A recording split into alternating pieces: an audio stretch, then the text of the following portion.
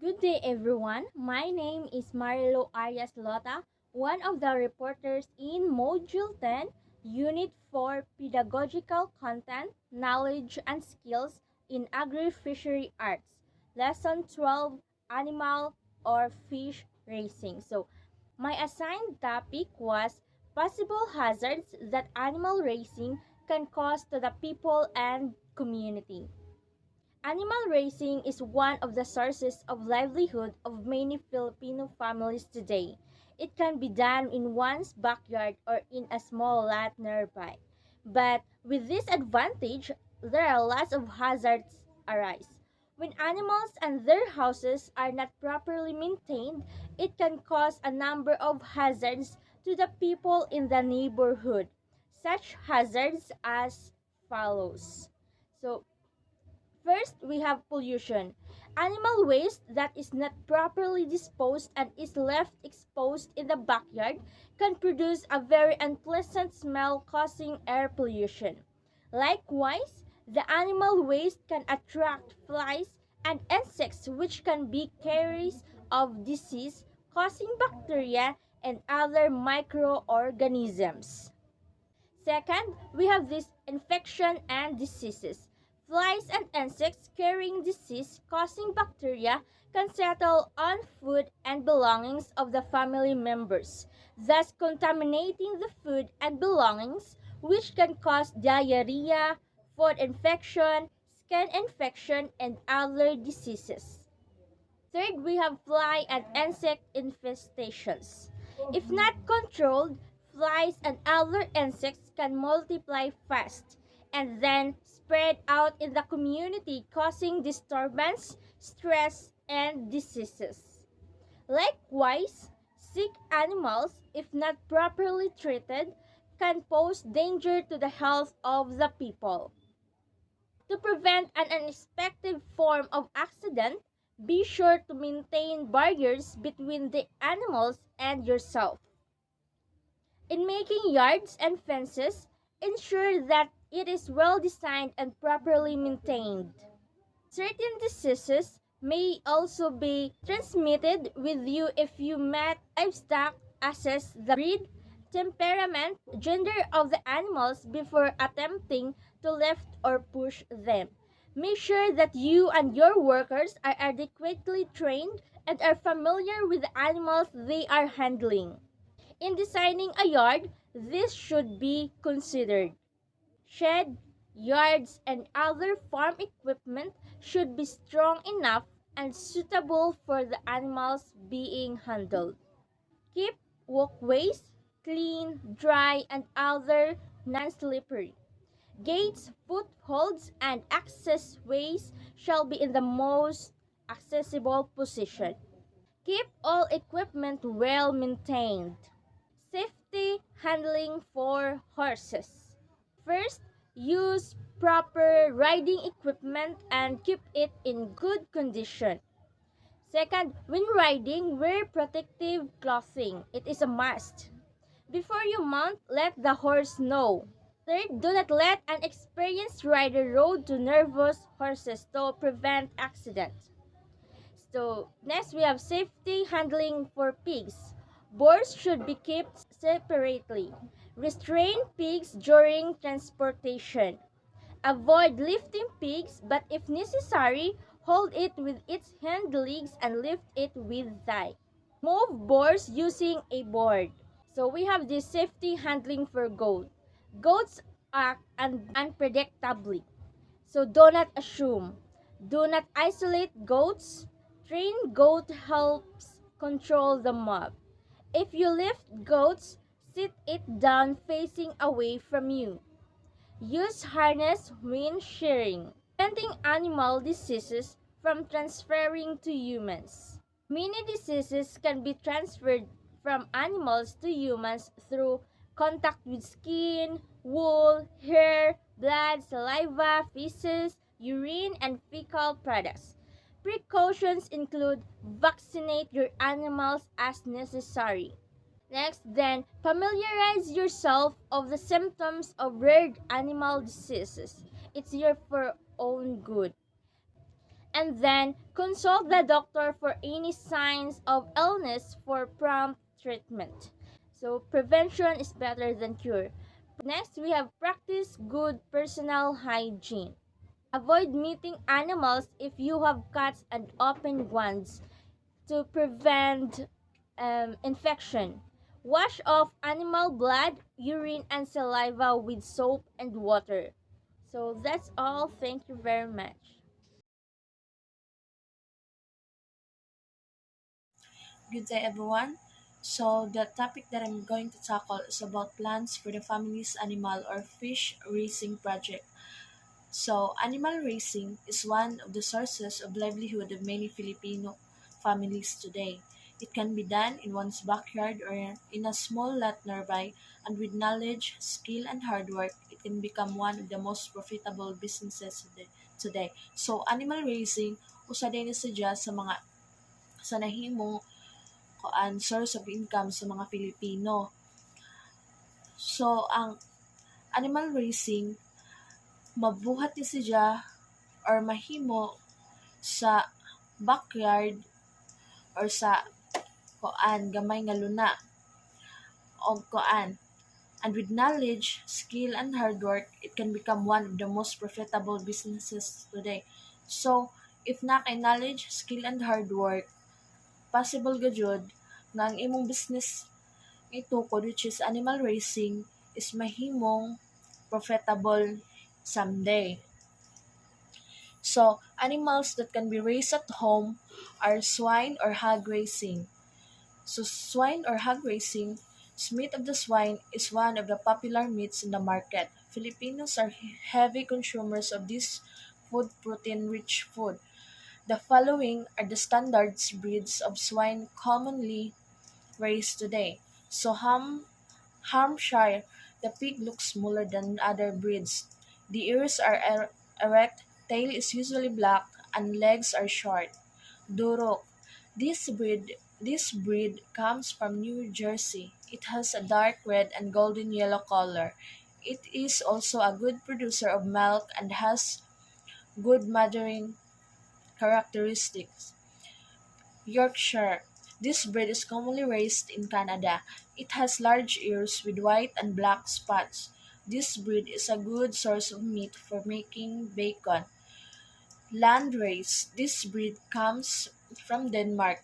It has white hair and skin. Its ears are larger in size and cover much of its face. Its meat is best for making bacon, ham, and pork chop. Hyper. This breed has well-muscled back, well-developed ham, and has high carcass quality.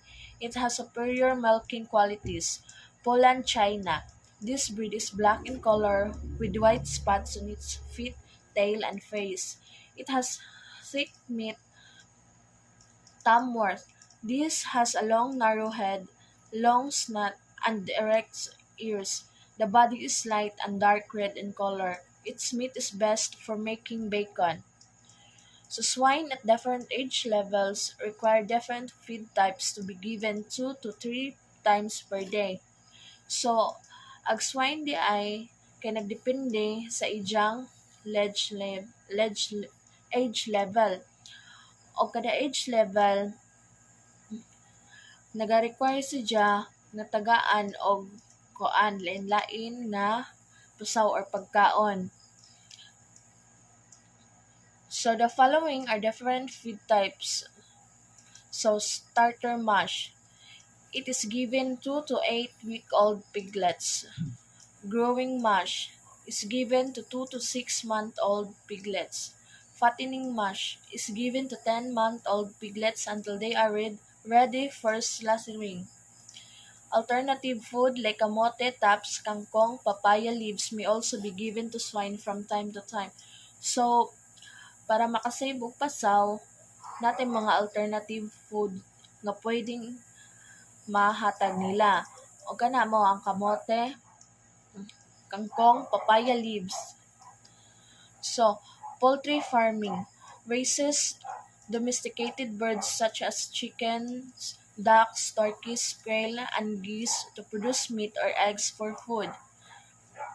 Number three is ruminants production. Raises a ruminant mammal which includes cattle, all domesticated and wild bovines, goats, sheep, giraffes, deer, gazelles, and antelopes.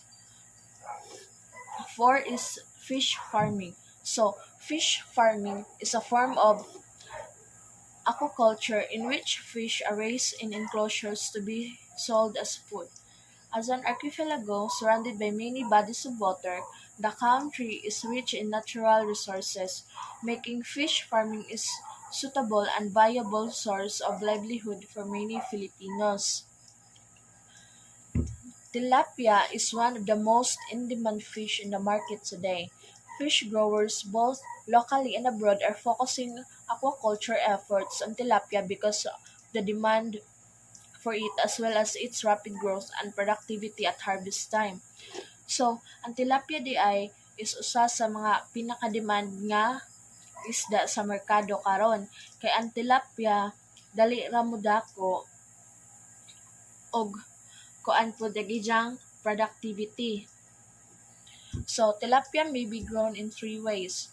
Choose what suits your locality, space, and even your purpose, whether for family consumption or as a livelihood project.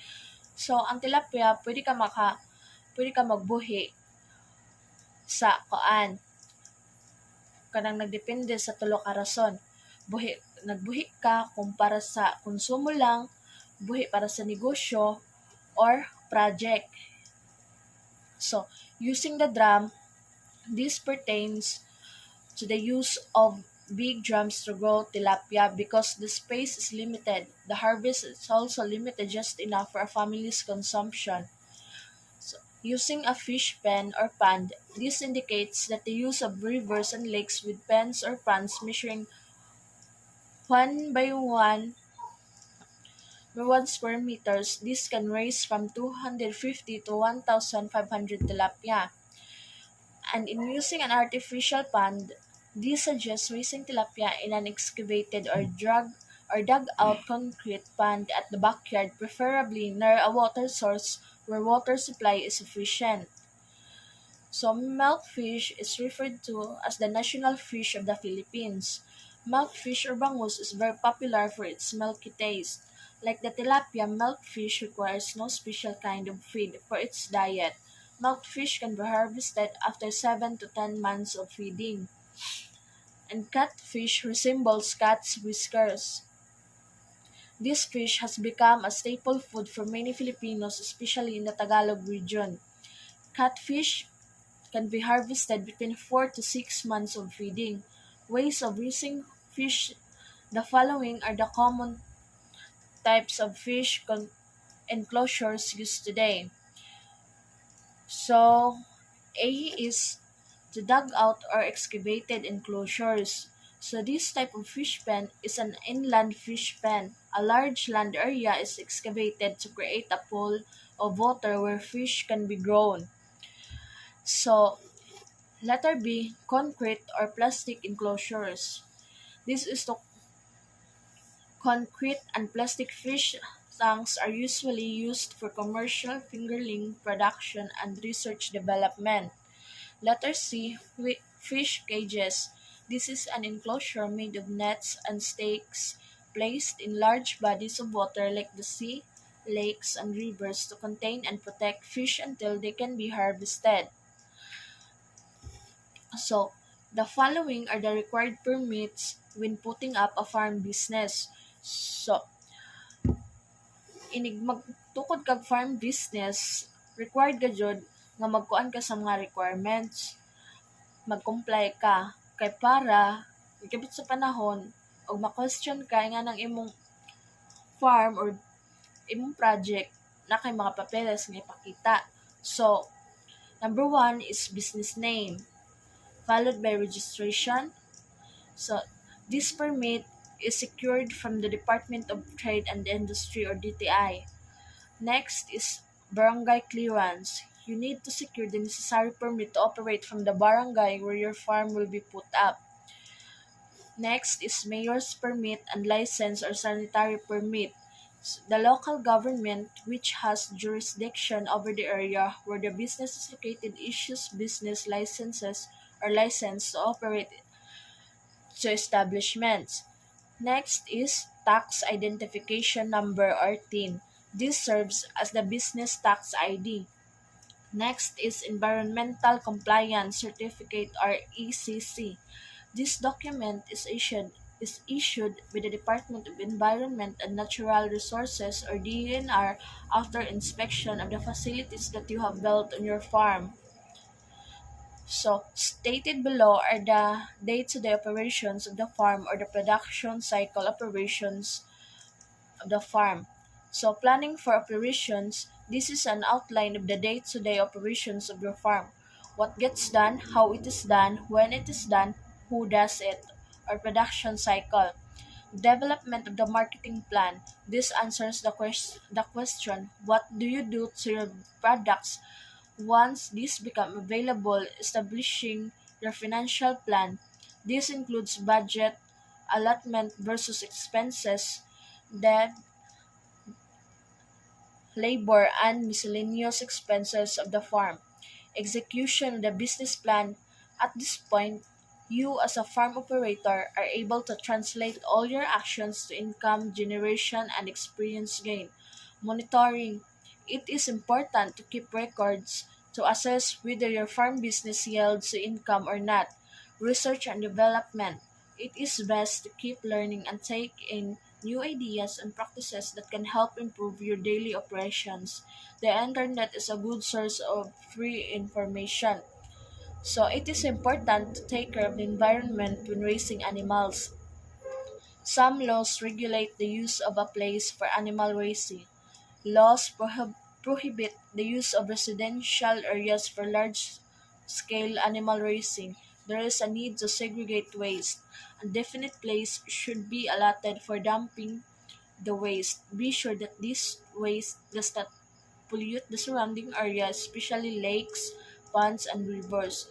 Animals should stay in their own fence and they are not allowed to litter.